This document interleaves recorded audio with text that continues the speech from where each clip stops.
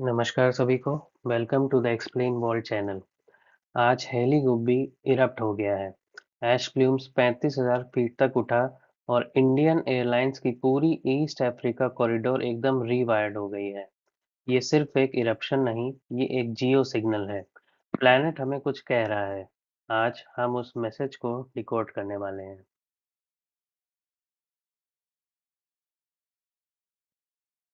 Ethiopia के dry highlands एक ऐसी जगह जहां हवा भी थोड़ी पुरानी लगती है।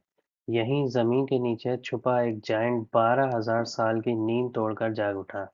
हेली गुबी एक वोल्केनो जो इतना पुराना था कि मैप्स भी उससे सिर्फ एक जियोलॉजिकल फुटनोट के जैसे ट्रीट करते थे। पर जब नेचर डिसाइड करता है कि खामोशी खत्म करनी है, तो इंसान सिर्फ एक स्पेक्टेटर बन जाता है। इसकी लोकेशन आप देख सकते हैं कि इंडिया से अरेबियन सी क्रॉस करके इस तरफ में पड़ता है। इसकी एशेस 24 नवंबर को, जिस दिन हम रिकॉर्ड कर रहे हैं, उस दिन जयपुर और दिल्ली तक आई हैं। यहाँ तक इसकी एशेस उड़ के आई हैं।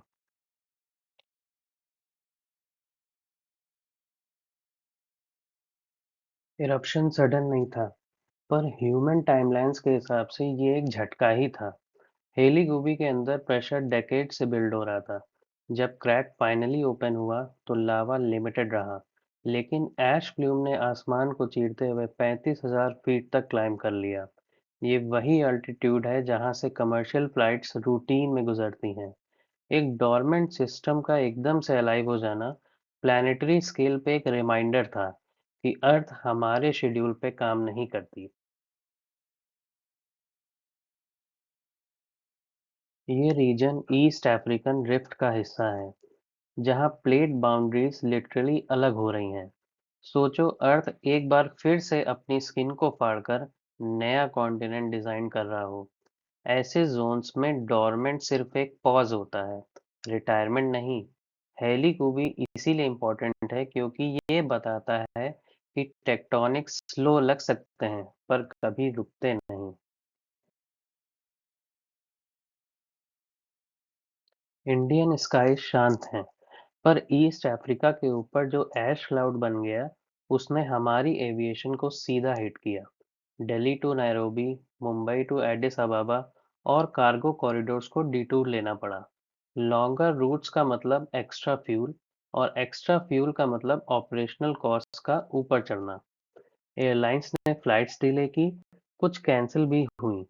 एक वोल्केनो थाउजेंड्स ऑफ किलोमीटर्स दूर, लेकिन इफेक्ट सीधा भारत के एयरपोर्ट्स पर।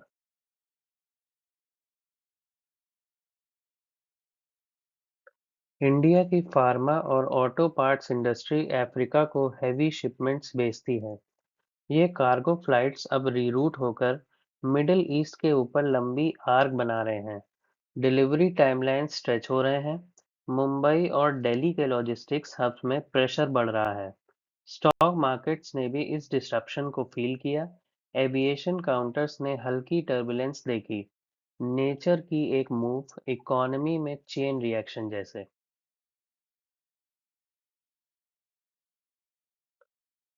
सिर्फ इंडिया नहीं, यूरोप के कैरियर्स भी इस ऐश प्लूम से प्रभावित हुए हैं। कुछ फ्लाइट्स अफ्रीका के नॉर्थ से लूप मार रही हैं, कुछ साउथ से ग्लाइड कर रही हैं। 2010 का आइसलैंड इरप्शन याद आ जाता है, जब पूरा यूरोपियन एविएशन हॉल्ट हो गया था। हेली भी उतना ह्यूज नहीं, लेकिन मॉडर्न इंटरकनेक्टेड स्काइज में एक छोटा डिस्टरबेंस भी ग्लोबल मैप को रीड्रॉ कर देता है।